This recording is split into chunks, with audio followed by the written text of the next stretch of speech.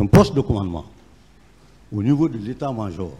Le poste de commandement s'est retrouvé en même temps que la salle de réunion du chef d'état-major. Et puisqu'il y a une crise qui est annoncée, il faut fermer la salle de réunion et ouvrir dans la même salle le poste de commandement. Le poste de commandement, pourquoi le poste de commandement?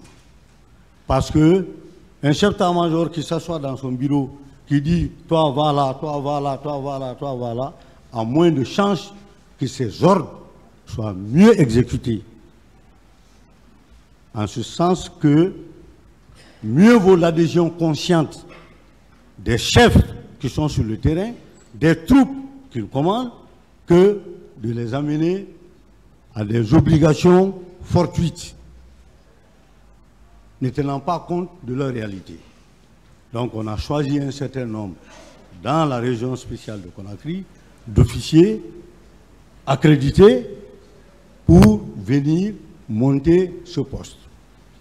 Premier rôle pour le poste, c'était de concevoir un plan d'opération conformément aux instructions reçues. Parce que le plan d'opération, vous ne pouvez pas le monter en dehors des instructions que les chefs ont données. Sinon, en ce moment, vous faites ce que vous voulez. Ce qui a été fait.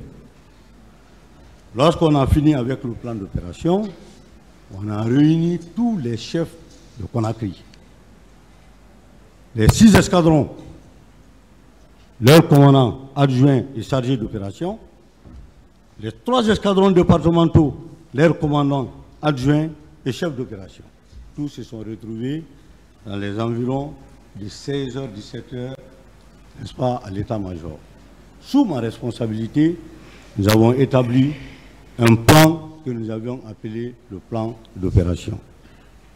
Ce plan d'opération a consisté à donner la situation générale du pays, ensuite la situation particulière du 27 qui tend vers le 28.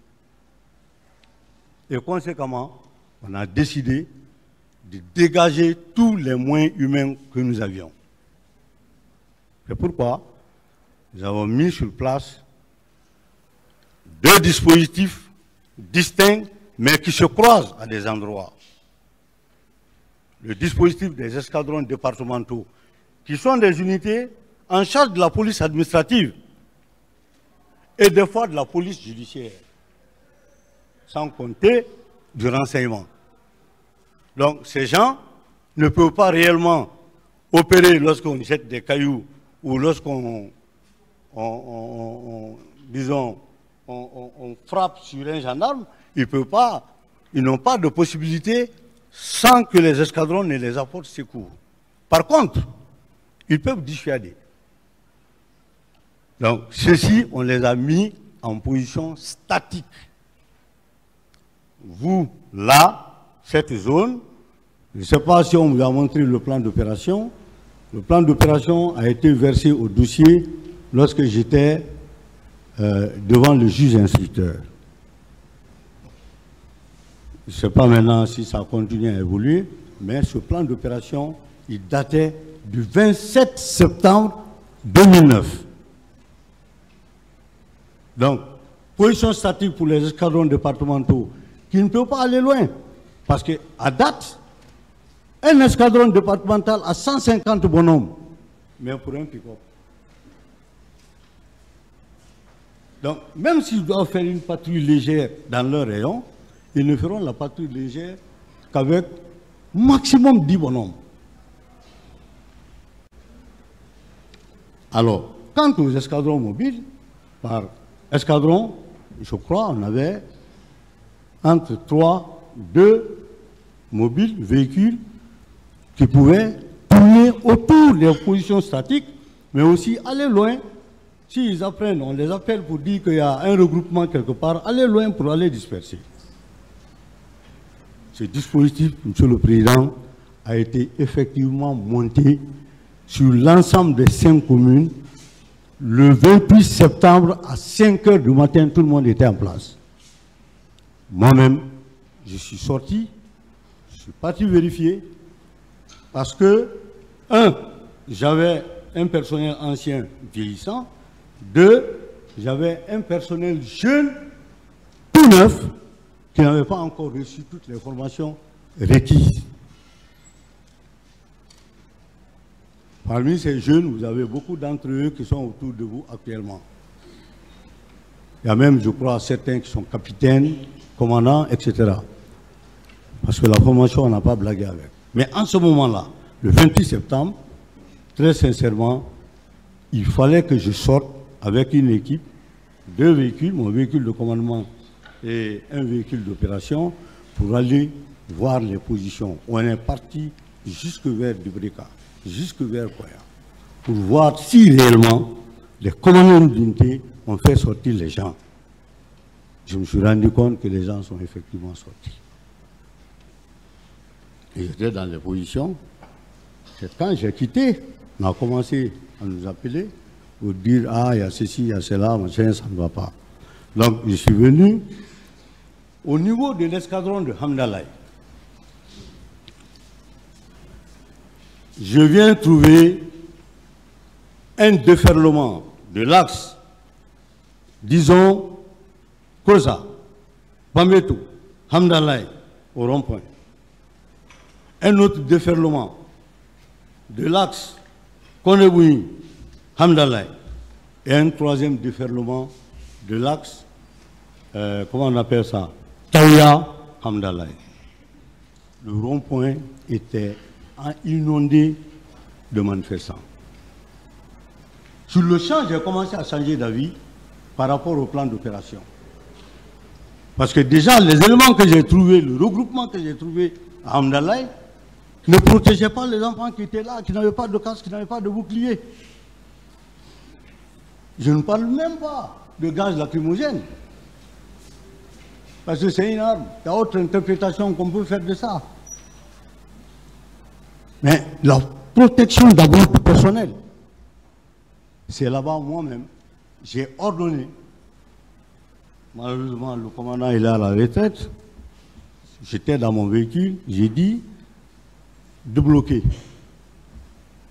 Parce que le reste du monde qui est en train d'arriver, s'il vous trouve ici, vous n'êtes que peut-être 60 ou 65 personnes, parce qu'on avait sorti dans chaque escadron des éléments qui faisaient les patrouilles ailleurs. Donc ce n'est plus le même effectif qui est là. J'ai dit, puisque vous avez une cour, ouvrez, rentrez là-dedans. Vous ne pouvez plus rien contre ceci. Et je me demande quel est le personnel que je dispose ailleurs, que je vais, n'est-ce pas, enlever, pour utiliser les termes vraiment très simples, le dispositif que je vais enlever, pour que l'on vienne vous renforcer ici. Et j'ai dit au commandant Bakaï, je te garantis que si vous jetez même une pierre ici, non seulement vous allez périr, mais en plus, vous allez faire du mal. Parce qu'il n'y a pas de raison que quand les gens se bousculent, qu'il n'y ait pas blessé à plus forte raison des morts. Ce qui a été fait devant moi, on a fait rentrer le personnel à l'intérieur de la cour de l'escadron. On me signale, s'il vous plaît, oui. Excusez-moi, on me signale qu'on ne vous entend pas bien. Ah. Voilà, les techniciens, c'est pas votre faute. Hein. Pourtant, je parle fort, hein. Oui. C'est le micro, c'est pas vous. Mais attendez. Non, c'est ça que je dépasse. C'est ça, là. Mais orientez un peu alors sur ma bouche. Voilà.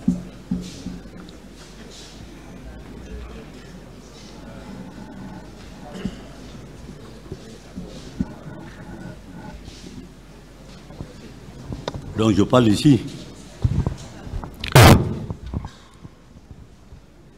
Oh. Le président il allez-y. Donc, en définitive, excusez-moi d'être un peu long, parce que les choses telles qu'elles se sont présentées, si je ne les explique pas comme ça, je ne vais pas être à l'aise. Allez-y. Bien. Donc, conséquemment, ceux-ci ont fermé devant moi. Et les gens ont continué à venir.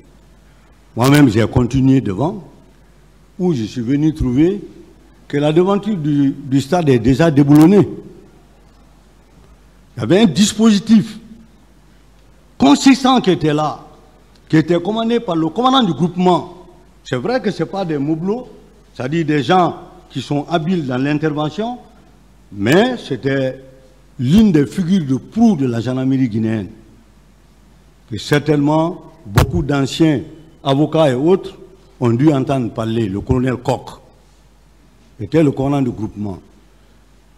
Entre parenthèses, il y a groupement départemental, il y a groupement mobile. Donc lui, il était groupement départemental, chargé de concevoir les ordres et les donner en matière de police administrative ou de police judiciaire. Mais puisque c'est lui qui commandait tout Conakry, il fallait qu'il soit sur les lieux. Donc j'ai demandé, quand je suis arrivé, j'ai garé quelque chose de 3 ou 4 minutes, j'ai demandé, on m'a dit, le centre des opérations a ordonné que tout le monde replie au niveau de Donka. J'ai continué mon chemin, je suis venu jusque là, j'ai trouvé le personnel qui était déployé là, à ce niveau. Et j'ai demandé comment ça s'est passé. Ils ont dit qu'ils ont fait des charges pour un premier temps pour disperser, mais au fur et à mesure qu'ils chargeaient, au fur et à mesure, la foule devenait encore plus nombreuse. Donc, finalement, les policiers ont été les premiers à replier. Et comme ils ont compris qu'il y avait de la violence qui faisait naissance, or j'avais dit, on n'en découpe pas sans matériel conventionnel avec la population. Ça, jusque-là où je suis arrêté, je suis mordicus là-dessus. Vous êtes une force de maintien d'ordre public, requis par l'État, mais vous jugez de la force proportionnée. Lorsque c'est une manifestation, vous trouvez que les organisateurs ont outrepassé, mais la justice est là pour régler le problème. Ce n'est pas à vous de régler ce problème-là. C'est ainsi que j'ai continué jusqu'à l'état-major. J'ai demandé le centre des opérations et ils ont dit, monsieur le chef d'état-major, plusieurs positions sont déboulonnées. Ils ont cité des positions par-ci par-là, moi je ne peux pas vous citer tout ça. Par contre, il y a d'autres positions qui continuent à tenir et j'ai dit, donnez les instructions, que personne ne quitte sa position. Si on vient pour vous frapper, esquivez, mais vous restez dans votre position. Parce qu'on a dit dans le plan d'opération, lever les dispositifs en fin de mission. Donc ça ne se négocie même pas. C'est ce que c'est fait. Finalement, pendant que j'étais en train de discuter au centre des opérations, il y a l'officier de garnison qui monte sur le chef d'état-major. Venez vite. On a envoyé des gens qui sont blessés. Il dit ce qu'il dit, ah, j'ai reconnu Jean-Marie. Il dit, Jean-Marie, il est blessé, il est là. Il dit, il n'est pas seul, hein, il y a d'autres. Il dit, alors descendons. On descend, je viens les trouver à Langue. Sidia, Jean-Marie, Moutar Diallo et Lucien Fall. Jean-Marie qui me connaissait un peu, et que je connaissais aussi en tant que doyen, il dit, Sidia, mon frère, tu peux rire maintenant, on est sauvés. J'ai dit, mais vous venez d'où? Jean-Marie a dit, on était au stade. Il dit, c'est là-bas où ça vous est arrivé? Il dit, oui. J'ai dit, d'accord. Pour le moment, comme je vois le sang, levez-vous. Dr Nyakoy était là, qui était le médecin-chef de la gendarmerie. On avait une infirmerie au niveau du PM2, dès que vous sortez de l'état-major, juste en face du ministère de l'administration du territoire. Le PM2 était là, avec cette infirmerie. C'est là-bas on les a envoyés pour les soigner. En fin de soins, Le médecin a dit à l'officier que j'avais désigné que si on ne les enlève pas ici, malgré qu'ils ont reçu certains soins, mais ce n'est pas bon. Pendant ce temps, j'ai reçu des informations pour dire qu'il y a un groupe qui voulait venir pour les libérer de la gendarmerie. J'ai dit, mais c'est quel groupe ça? On dit non, on ne sait pas, mais on a entendu les gens dire qu'ils vont venir, que même vous, on va vous agresser. J'ai monté un dispositif de sécurisation du PM2. Mais puisque le médecin-chef avait dit que ce n'était plus bon de les conserver là-bas, on a nettoyé le sang, tout et tout, les premiers soins sont terminés, il fallait les envoyer automatiquement à la clinique Pasteur. Ce qui a été fait. Et finalement, c'est là-bas, ils sont restés jusque tard la nuit. Le Premier ministre, parce que moi je n'étais pas là-bas, hein, je n'ai pas été là-bas. Moi personnellement, je n'ai pas été là-bas. Je les ai vus, j'ai vu ce qui n'allait pas. Le médecin qui était à ma portée, je lui ai dit de les prendre et aller prendre les dispositions. Et finalement, il a été dit que le Premier ministre est arrivé. J'ai dit sécuriser, continuer à sécuriser les lieux pour sécuriser le Premier ministre. Et c'était au Premier ministre de prendre certains d'entre eux, machin, sur, selon lui, les instructions du président Radis. Et moi, je n'étais pas là-bas. C'est ce que le Premier ministre a dit qui m'a été rapporté sur les lieux. Parce que personne n'a demandé comment les gens là ont été sécurisés. Chacun a dit ce qu'il a voulu. Mais moi, je sais l'effort que j'ai fourni ces jours par rapport à ça. Jusque tard la nuit, quand on les a sortis là-bas pour les amener. J'étais en communication avec un de mes officiers de renseignement. Parallèlement, j'avais envoyé un officier de renseignement au niveau du stade. Parce que ils avaient dit qu'il y avait des coups de feu, machin. Et les blessés là m'ont dit que c'est au stade que ça les a arrivés. Cet officier est venu me rendre compte. Parce que les officiers de renseignement, je n'ai pas besoin de téléphone. Vous courez, vous venez, vous me parlez.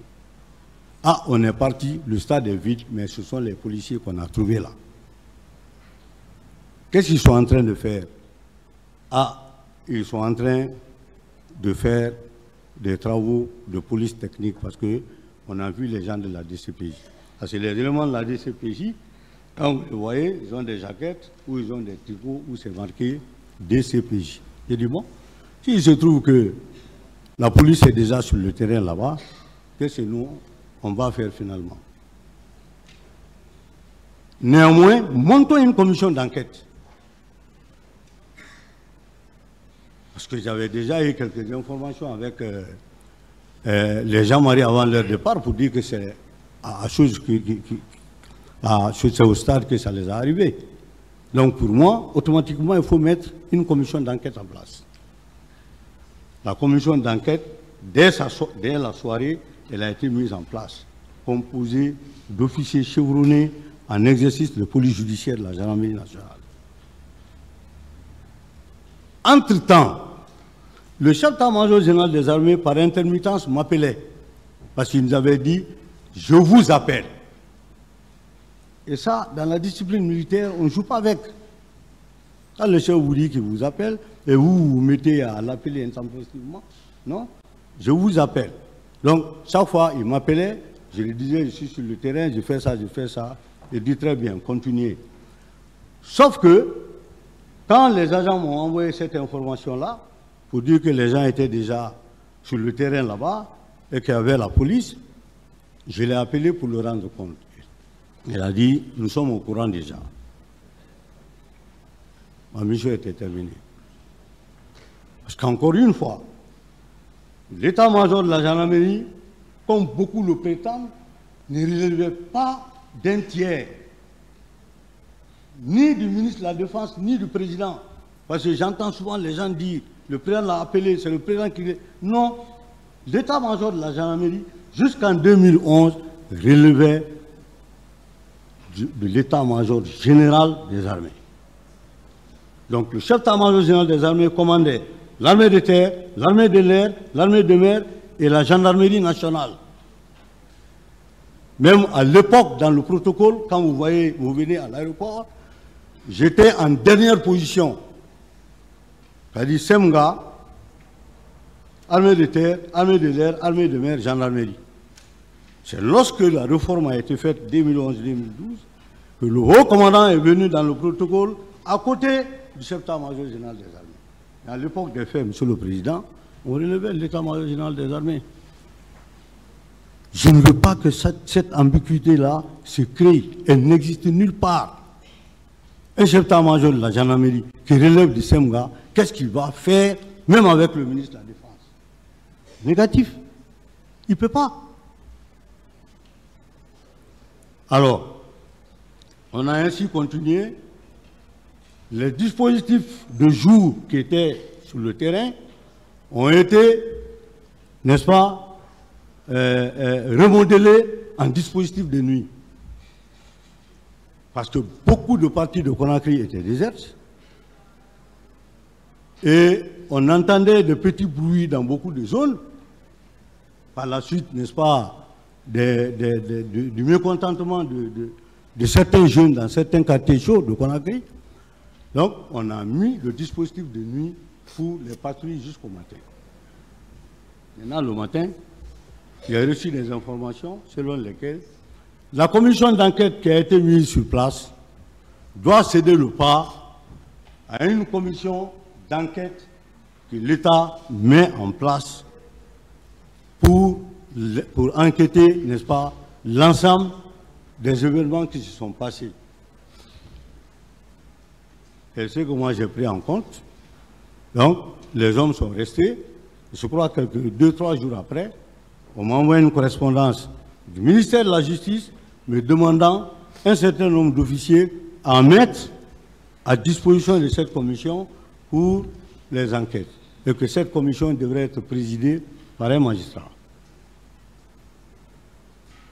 Ce qui a été fait, et le reste, Monsieur le Président, je préfère me limiter là pour le moment. Sauf que j'allais insister sur le paramètre moins. C'est vrai, des moyens humains, on avait commencé à avoir, mais les moyens matériels. Ensuite, le deuxième paramètre, la foule. Très rare. J'ai rencontré des foules aussi nombreuses et qui faisaient face à des forces de l'ordre. Mais, je l'ai dit, puisque je n'ai pas ordonné de s'approcher à ces foules-là, moi je n'ai pas ordonné de s'approcher, je n'ai pas fait de morts, je n'ai pas fait de blessés. Il y a des véhicules à des endroits qui ont été tapés, mais par après, le tout est revenu à la normale. Si je peux me limiter là, Monsieur le Président, pour ne pas trop prendre le temps, et vous permettre de continuer, n'est-ce pas, le travail qui est le vôtre. Merci, Monsieur le Président.